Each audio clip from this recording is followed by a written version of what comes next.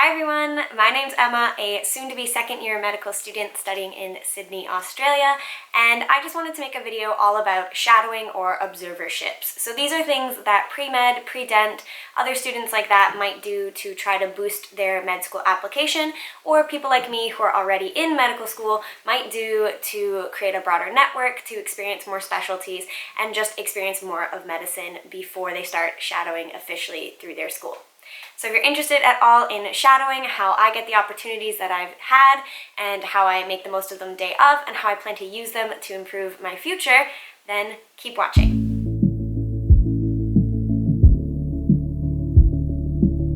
To make this video a little bit easier to follow, I have divided it up into sections on how to get an opportunity, what to do before, during, and after the opportunity, and I've included all of the timestamps below.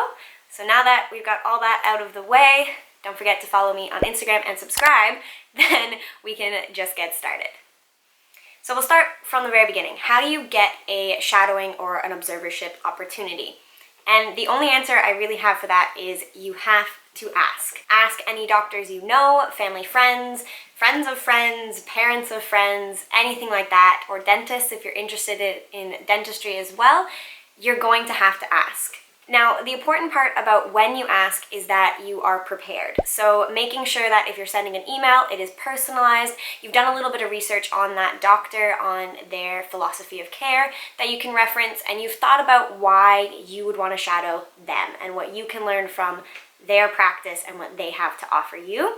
Have your CV or resume prepared just in case. It's a nice thing to add just to give a little bit of background on who you are and sort of your intent in the shadow experience. Also, in that first email when you're asking, make sure you include some potential dates or a window of dates because you need to fit into their schedule, but you can't just say, oh, could I shadow you?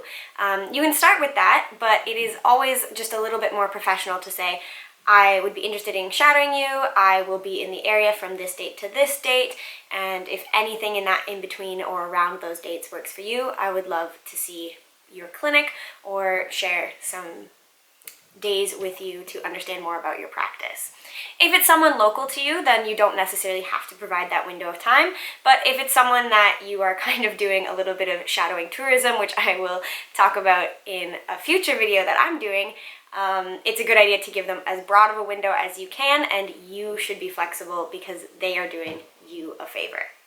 And you don't need to provide these right away, but it's a good idea to have them on hand so that if they request them, but things like your vaccination records, proof of any training you've had, so if you've done hand hygiene training through a volunteer position or your school, keeping those certificates on your laptop or your computer, and you can easily just send them in a reply to an email, so you don't have to spend any time sort of compiling them together. And the last thing I'll say about asking, be prepared for some no's. It's not always easy for them to incorporate a student into their day. It's not always the right thing for them to do for their patients, or if it's a case of surgeries and things like that, it can just be too complicated to get a student for insurance policies and things like that into the operating room. So just be prepared that they may say no. Thank them graciously for their opportunity. If you're really interested in this doctor and what they do, you could suggest, instead of shadowing, meeting for lunch or coffee just to discuss their practice and their specialty. But just be gracious and appreciate that they read your email at all, and get ready to ask the next doctor or the next dentist or the next person that you want to shadow. A lot of doctors that I've found so far really do enjoy spending time with students. It's just hard to sometimes fit them into the clinic days. So don't take it personally. It's probably nothing to do with you. It's probably more so just due to some red tape or just scheduling issues. Now that a doctor has said, yes, you can come shadow, how do you prepare for the experience? Obviously, it can be a little bit nerve-wracking when you're there, so I like to prepare as much as possible. So I plan ahead what I'm going to wear, how I'm going to get to where I'm going, but just making sure that you have your day planned just like you would any other important date. A way to specifically prepare for shadowing or observership experience is have some questions planned ahead of time, even written down in the notebook that you're going to bring. Questions like, what drew you to this specialty, what do you think makes a good doctor, what's the best kind of cases that you get, the most interesting, the ones you're most passionate about, what are the worst kind of cases that you get, and how often do they come up, what was your path to the specialty. There's tons and tons of questions you could ask, but writing them all down beforehand, make sure that you kind of have a checklist day of to ask them. If you do have some sort of medical knowledge background, so if you're a pre-med student but who has volunteered or worked in the field already, or you're a medical student, then doing a little bit of research on their practice, what kind of patients they see and what conditions they could see, gives you a good idea of the background that you need to know. I like reading up a little bit about it so that the questions I ask during the day of the clinician or of the patient are just sort of more logical, and they're not really baseline questions. But if the doctor has accepted you to shadow them and they know that you're a pre-med student or a first-year medical student, obviously they understand where you fall in terms of background knowledge, so don't feel pressure to be the world's most knowledgeable on any one given condition you think that that doctor will see. They may not even see it the day that you're shadowing. So now the day has arrived and it is so exciting. You're going to be observing this clinician in their natural habitat with patients. How can you make the most of that day? First and foremost, be polite. So that means arriving on time, saying your please and thank yous, shaking hands, introducing yourself to everyone that's in the room. So whether that's the doctor, the patient, any nurses that are involved, allied healthcare professionals. If when you walk into the room, the doctor does it for you, then just make sure you shake people's hands if they seem open to it, but just putting your best foot forward so that you are creating a welcoming experience for everybody, but that everybody also remembers you in a good way. I always say once you have met the clinician and you've chatted a little bit about the day, if it will be a case where you will be seeing patients with the clinician, then ask ahead of time what their comfort level is with you speaking to the patients. A couple of the doctors that I've shadowed have already told me right off the bat, you can ask whenever you want, just jump in, don't feel worried. But other clinicians have specific flows of questions that they like to ask, and they may feel that you could interrupt that flow if you ask a question. But getting that out of the way, just saying, hey, are you comfortable with me talking to the patients? If so, how? Would you like me to just interrupt you or ask a question when there's lull in conversation? Or can I save my questions to the end if we have a couple minutes left, and then I can chat with the patient myself, with the clinician in the room? Just getting that out of the way kind of can rid you of any nerves of once you're in the room. What am I supposed to do? All of those kinds of feelings. You know sort of your time and place to speak and what your role is in that room.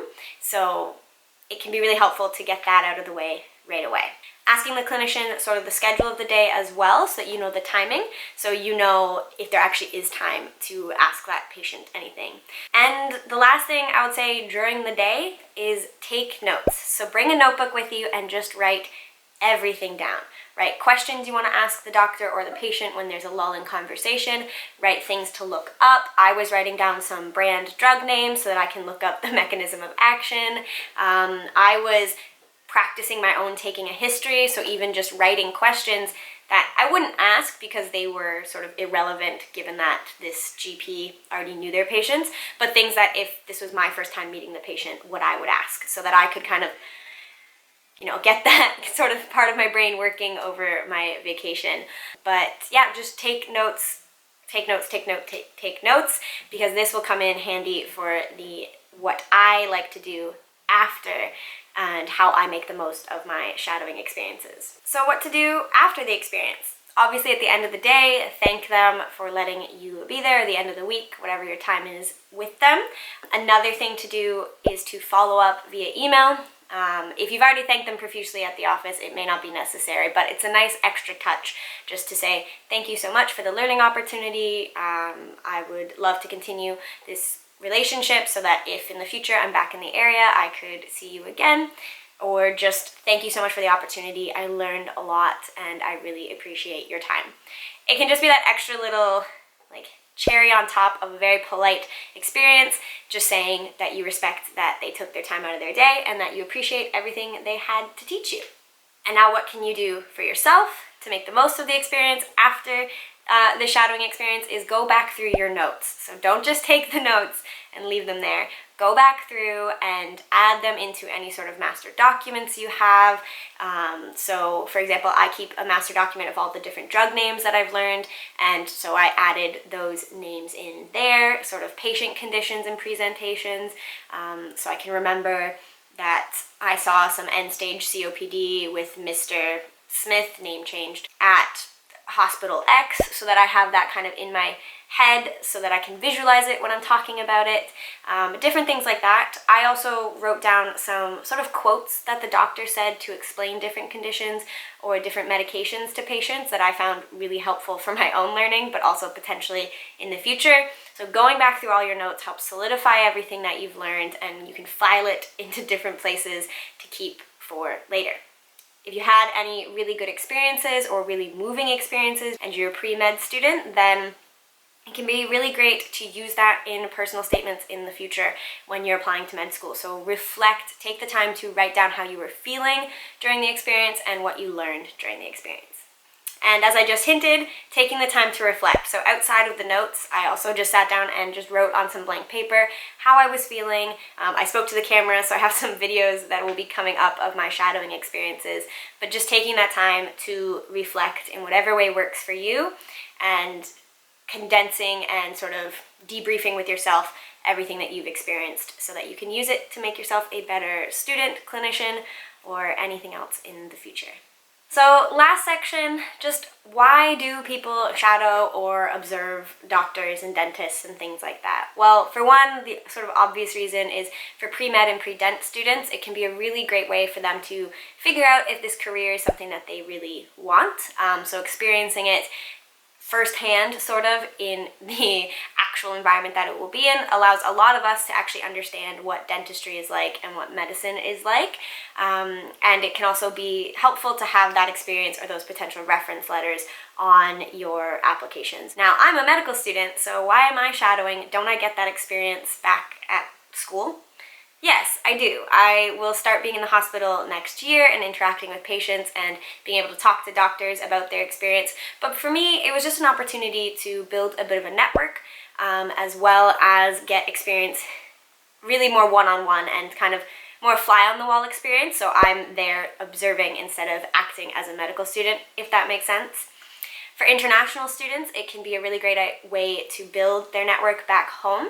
So while I was away for Christmas break back home, I did shadow a GP there, so that if I decide that general practice is something I want to do, and if I decide that coming back to Canada is my main goal, I've started to build a network there so that I have references or just places to learn and study from back home. It can also just be a really great experience. I mean, I found a doctor on Instagram that I really enjoy, and I'm really interested in their specialties, so I just reached out because I was going to be in the area for a bit of a self-vacation after Christmas, and I'll be shadowing them, and you can see that video in the future. So for me, it's kind of a way to take a peek behind the sort of curtain, if you will, of different specialties to understand a little bit more about them and to get different opinions. Because if you only ever interact with one plastic surgeon when you're on rotations in medical school, you may not know what that career is really like and the pros and cons of that career. So having the opportunity to interact with more doctors, more clinicians, really adds, in my opinion, to your understanding of what that career will be like for you, which can help you choose specialties in the future. So that's sort of how I think you can get and make the most of a shadowing or observing opportunity, and how or why I do it and why other students may choose to do it, maybe why you think you want to do it. Comment below anything that you found interesting or anything you have to add to this video. Are you a pre-med student? Will you be shadowing anybody? Let me know. I love having a conversation with all of you. Like I already said at the beginning, don't forget to subscribe, and I will see all of you in the next one. Bye!